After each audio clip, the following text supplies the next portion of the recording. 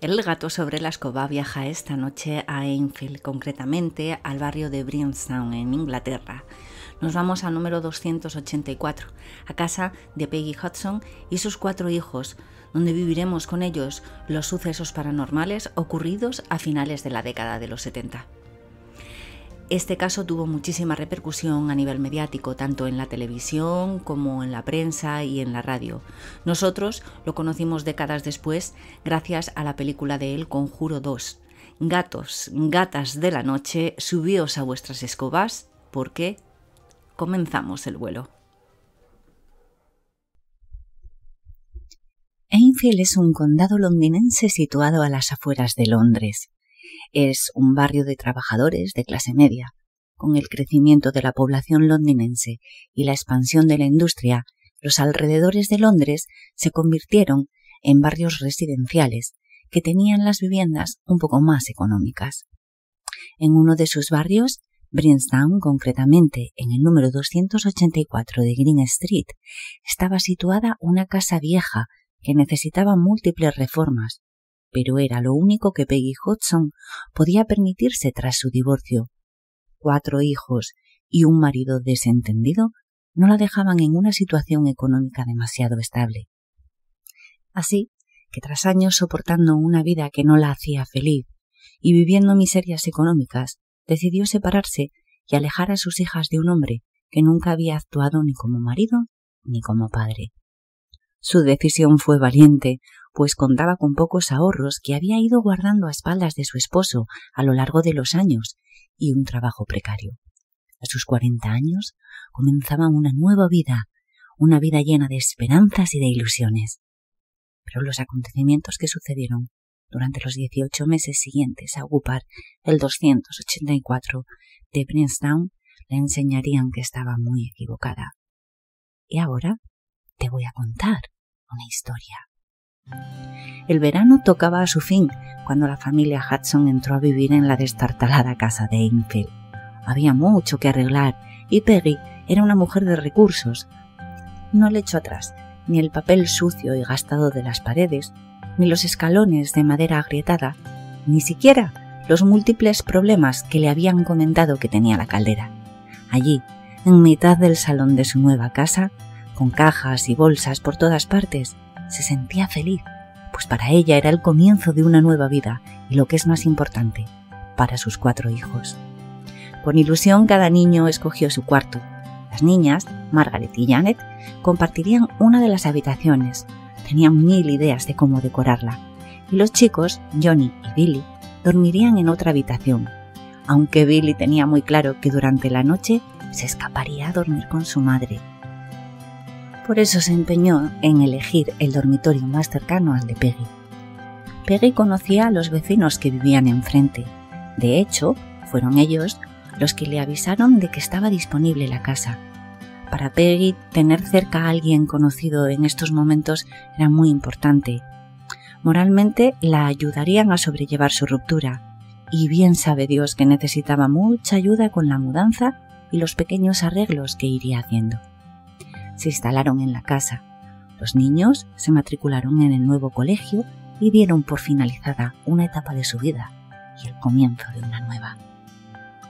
Durante las primeras semanas, el ajetreo de la mudanza les mantuvo ocupados. Se acostaban agotados y el sueño que tenían, sobre todo las niñas, no era reparador. Margaret y Janet habían encontrado un juego dentro de un enorme baúl que había en su habitación. Era un tablero con las letras del abecedario, los números del 0 al 9 y las palabras sí y no escritas. Habían oído hablar de ese juego. Si le hacías preguntas te respondía. Lo único que necesitabas era un vaso de cristal. Cuando todos se acostaban, las hermanas sacaban el tablero y le hacían preguntas. Por algún motivo sabían que aquello no estaba bien y que su madre las regañaría. Por eso lo hacían a escondidas. Y tampoco querían que los chicos se enterasen. Seguro que se chivaban a mamá, como solían hacer cuando no conseguían lo que querían.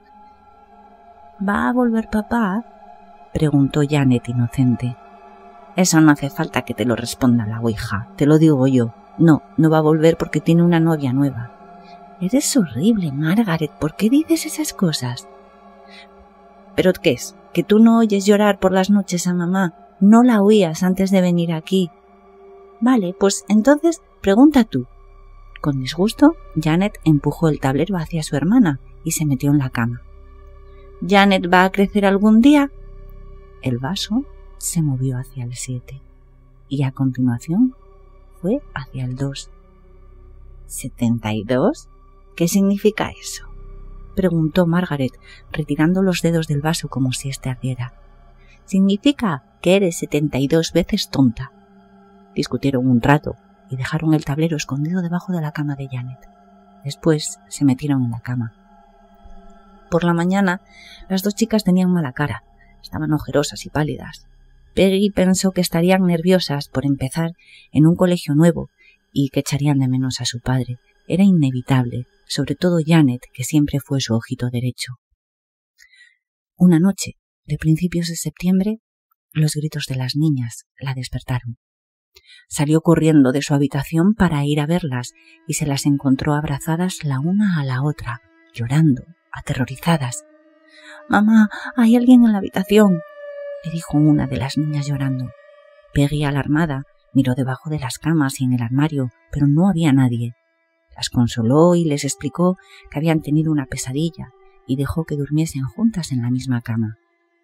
Al día siguiente no comentaron lo ocurrido, lo que confirmó a Peggy que no había sido más que un mal sueño. La noche siguiente, a la misma hora, las niñas volvieron a despertarse llamando a su madre. Cuando ésta entró en la habitación y se sentó junto a las chicas en la cama, la puerta se cerró de golpe. Las tres se sobresaltaron, pero la madre lo achacó a una corriente de aire. Las ventanas no ajustaban bien y el viento se colaba por el marco. Les prometió que al día siguiente lo arreglaría. Les pondrían un burlete de goma y no volvería a suceder. Peggy salió del cuarto. No había caminado ni 2 metros cuando escuchó el ruido de un objeto pesado arrastrándose por el suelo de la habitación de Margaret y Janet. Se dio la vuelta enfadada. Estaba cansada, necesitaba dormir y pensaba que las niñas lo único que querían era llamar la atención.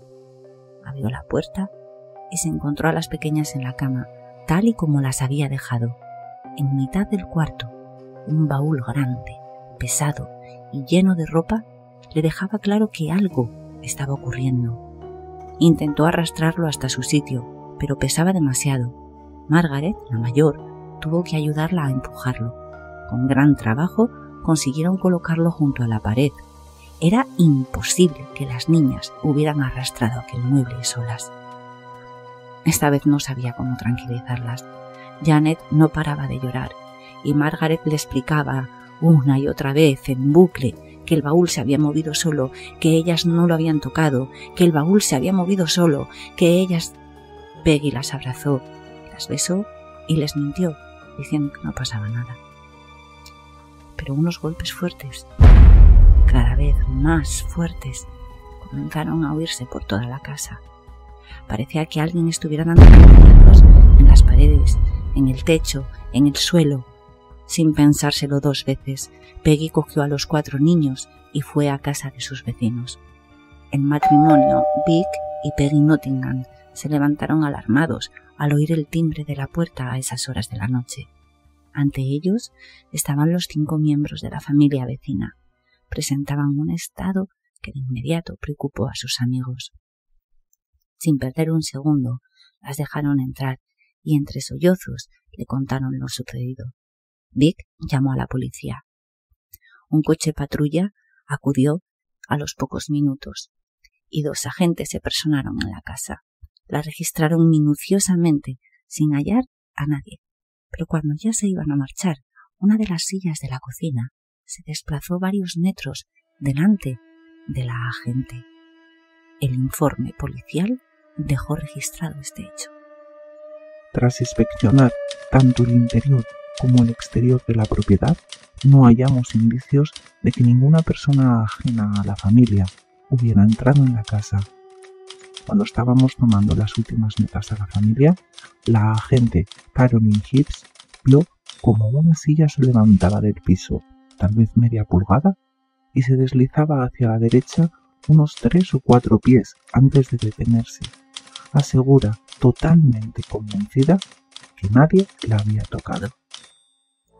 Esa noche la pasaron en casa de sus vecinos. A la mañana siguiente los acompañarían a su casa. Pocos minutos transcurrieron cuando escucharon ruido en el cuarto de Margaret y Janet.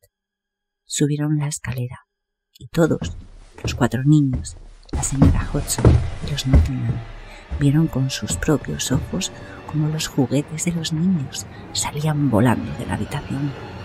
Una nueva llamada a la policía dejó descorazonada a Peggy.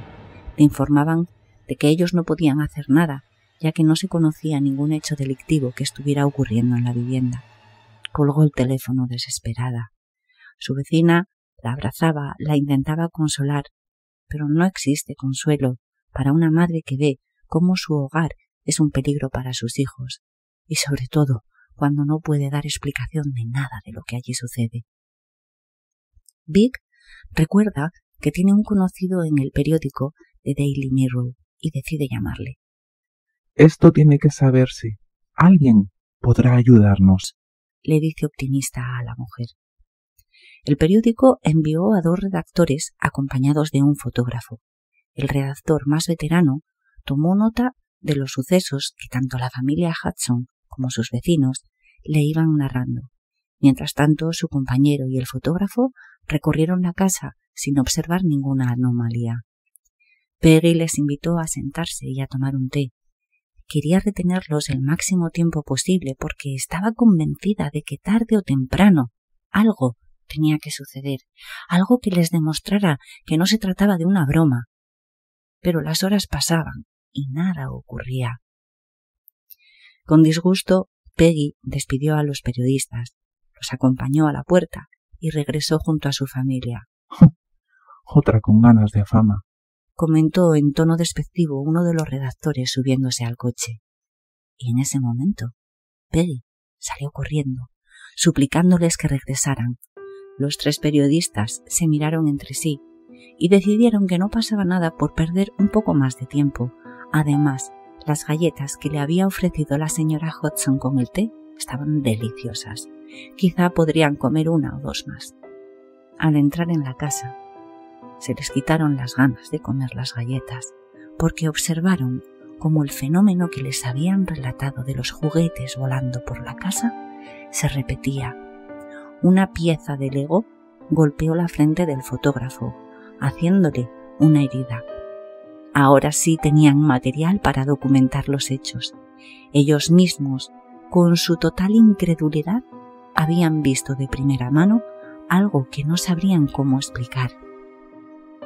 Cuando Graham Morris, el fotógrafo del Daily Mirror, reveló el carrete, vio con asombro cómo la última foto que sacó, justo cuando la pieza de Lego impactó contra su frente, estaba pelada. Aparecía con un fondo gris y un círculo negro en el centro. George Fallow, uno de los reporteros más veteranos del periódico y uno de los que había presenciado la escena, se puso en contacto con un viejo conocido, Maurice Grosse, miembro de la Sociedad para la Investigación Psíquica.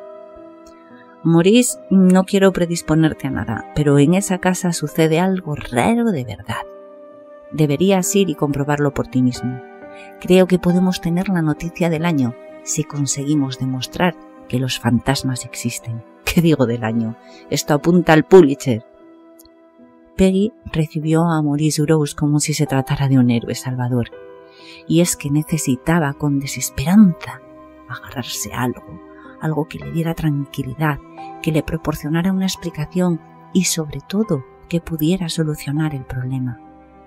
Habían transcurrido 7 días, 7 días que para los niños y la madre parecía un siglo, cuando Maurice Grosse llegó a la casa. Durante 3 días y 3 noches, los fenómenos dejaron de manifestarse. Parecía que el ente que los provocaba se negaba a ser visto u oído, que reservaba su furia, su odio para la familia Hudson. Pero el 4.º día, rondando las 11 de la noche, un golpe fuerte, contundente, llamó su alarma. El golpe procedía de la habitación de las niñas. Parecía que aquel era el foco, el lugar elegido por el poltergeist para actuar. Al abrir la puerta, observan anonadados cómo una silla se mantiene suspendida en el aire cerca del techo. Sin darles tiempo a reaccionar, la silla se deja caer. Este fue el comienzo de una de las noches que les reportaría muchas sorpresas, un pequeño aperitivo de lo que aquella fuerza invisible tenía preparado para un público incrédulo que cada vez se había convencido más y más de que no estaban solos en la casa. Las 12 de la noche fue la hora elegida por el espíritu para mostrarse en todo su esplendor. Una brisa fría invadió el salón. Todos los que estaban en él se percataron de que algo había cambiado y de que algo iba a suceder. Las puertas de toda la casa se abrieron y cerraron dando fuertes portazos. Un mueble de la habitación de las niñas, una cómoda de madera pesada, se desplazó hasta el centro de la habitación y varios juguetes levitaban, como si un niño invisible y travieso jugase con ellos. El 10 de septiembre de 1977, el caso del poltergeist de Enfield salió en la portada del Daily Mirror. La radio LBC de Londres se hizo eco de la noticia y tanto el investigador Maurice Rose como Peggy y sus vecinos, el matrimonio Nottingham, fueron entrevistados por la televisión. El 284 de Green Street se había convertido en un hervidero de periodistas y curiosos que veían aquello como el escenario de una película de terror, como una atracción de feria, y a partir de ese momento los fenómenos se volvieron más violentos. Parecía que el ente que los provocaba estuviera enfurecido por haberse roto su paz, por verse invadido en lo que él o ella consideraban su propiedad, y por algún motivo Janet, la pequeña de 11 años, era la que sufría las agresiones más fuertes. En 2 ocasiones la niña fue sacada de la cama por una fuerza invisible y lanzada con fuerza contra la pared. Mordiscos en los brazos, en las piernas. En otra ocasión, la cortina de la ventana de su habitación se enroscó en el cuello, como si quisieran estrangularla, y la niña decía que nunca se sentía sola, que alguien estaba detrás de ella de manera permanente. Y ese ente, ese espíritu, fue apoderándose cada día más y más de la mente y del cuerpo de la pequeña. La niña presentaba episodios en los que quedaba con los ojos en blanco y al despertar no recordaba nada de lo ocurrido. Varios miembros de la SPR, además de Maurice Rose, continuaron con los estudios en la casa. Ya habían transcurrido 2 años desde que Peggy se despertase al oír gritar a sus hijas, 2 años de incertidumbre, de miedo, de ser señalados por la calle, de no tener un hogar en el que refugiarse, porque su hogar era precisamente el causante de todo ese horror. Una tarde, Janet estaba sentada en un viejo sillón en el salón. Sus ojos se pusieron en blanco y la madre se apresuró a cogerle la mano como solía hacer para tratar de tranquilizarla y de ayudar a recobrar la conciencia. Sin que la niña abriera la boca, una voz áspera, fría y masculina salió de su garganta. Esta es mi casa. Peggy soltó la mano de la niña aterrorizada. El grupo de investigadores le pidió que se apartara y pusieron la grabadora en funcionamiento. ¿Cómo te llamas?, preguntó uno de los técnicos. Mi nombre es Bill Wilkins y esta es mi casa. No, Bill Wilkins.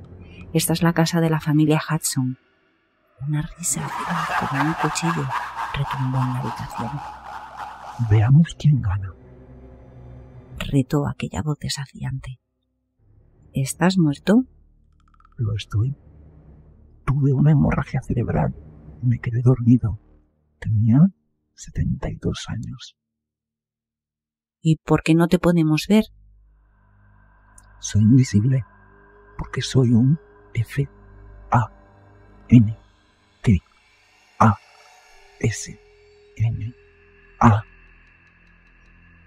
Sin duda, Bill Wilkins recordaba a las niñas el juego de la Ouija. Habían estado jugando con él, dándole información, dándole poder, y ellas no lo sabían. Margaret recordó el 7-2 que le salió tantos meses atrás, 72 años. Eso es lo que ella había preguntado. ¿Cuándo madurarás? 72 años. Las pesquisas sobre la existencia del tal Bill Wilkins no se hicieron esperar. Los investigadores dieron con Terry Wilkins, su hijo, quien corroboró todo lo que había salido de la garganta de Janet. Efectivamente, habían vivido en aquella casa y su padre era un hombre con un carácter agrio, malhumorado, iracundo. Había fallecido a los 72 años de un derrame cerebral, en el sillón en el que Janet estaba sentada cuando comenzó a hablar. En el colegio la llamaban la niña fantasma, y las burlas y las bromas pesadas eran constantes. El cansancio extremo, la falta de sueño y el pánico hicieron que la pequeña cayese en una grave depresión que la condujo al hospital. Janet fue ingresada durante 6 semanas en el hospital psiquiátrico de Maudsley, donde le realizaron múltiples pruebas, tanto físicas como psicológicas, pero no hallaron nada que pudiera explicar lo que le sucedía. Curiosamente, durante su estancia en el hospital, los fenómenos de la casa habían cesado, y cuando Janet regresó, los sucesos, inexplicablemente, la acompañaron, aunque menos intensos que los vividos hasta el momento. Había transcurrido casi un año desde que comenzó todo, cuando Lorraine Warren escribió una carta a Maurice Grosse. Estimado señor Grosse, a pesar de no haber estado en Enfield, estoy informada de los hechos ocurridos a la familia Hudson. Un amigo que tenemos en común, Carlos Moisés, de la Asociación de Investigación Psíquica de California, me ha mantenido al tanto de los acontecimientos.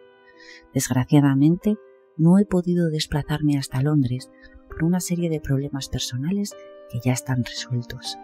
Por eso, Ed y yo esperamos estar en Inglaterra a principios de junio, con la esperanza de poder reunirnos con usted. Antes de concluir mi carta, me gustaría preguntarle si es consciente del trabajo en el que está especializado Ed. Es el área de la demonología. En tal caso, me sería grato saber qué sentimientos tiene en este campo en particular y si cree que puede haber alguna evidencia de la existencia de algún ente demoníaco. Se despide afectuosamente Lorraine Warren.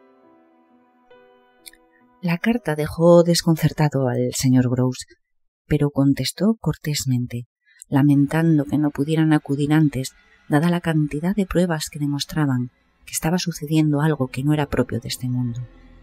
Añadió que, aunque sí hubo episodios agresivos durante los primeros meses, no se atrevía a aseverar que hubiera signos de fuerzas del mal, pero estaba abierto a cualquier posibilidad, ya que ni él ni su equipo tenían aún una hipótesis que diera explicación a los fenómenos. Ed, Lorraine y su ayudante de imagen y sonido visitaron el 284 de Bristol el 16 de junio de 1978. Examinaron la casa y estudiaron los informes y pruebas que había recabado el equipo de parapsicólogos de Grosse. Ed realizó un ritual y hacia la medianoche se marcharon. No regresarían hasta principios de agosto y lo harían en compañía de otros 2 colegas. Estuvieron una semana, más o menos. Consiguieron 13 horas de grabaciones, de audio y vídeo, así como infinidad de fotografías. Presentaron todo el material a la iglesia y volvieron a los pocos días con un sacerdote que bendijo y exorcizó la casa. Janet y su hermana Margaret reconocieron que algunos de los hechos los produjeron ellas mismas, con la única intención de que su caso no cayera en el olvido y alguien las ayudase. En una entrevista realizada a Janet en el año 2012, aseguró que varios sacerdotes intentaron limpiar la casa, pero ella siempre notó la presencia del ente a su lado y la sensación de estar siendo observada. ¿Realidad o ficción? Yo solo te he contado una historia. Gatos, gatas de la noche, bajaos de vuestras escobas, maullad a la luna y contad 7 días para escuchar una antigua leyenda, un nuevo relato o una inquietante verdad. Y si os ha gustado el vídeo, por favor, suscribiros, darle al like o hacer algún comentario. Eso ayudará a que nuestra escoba cada día vuele más alto.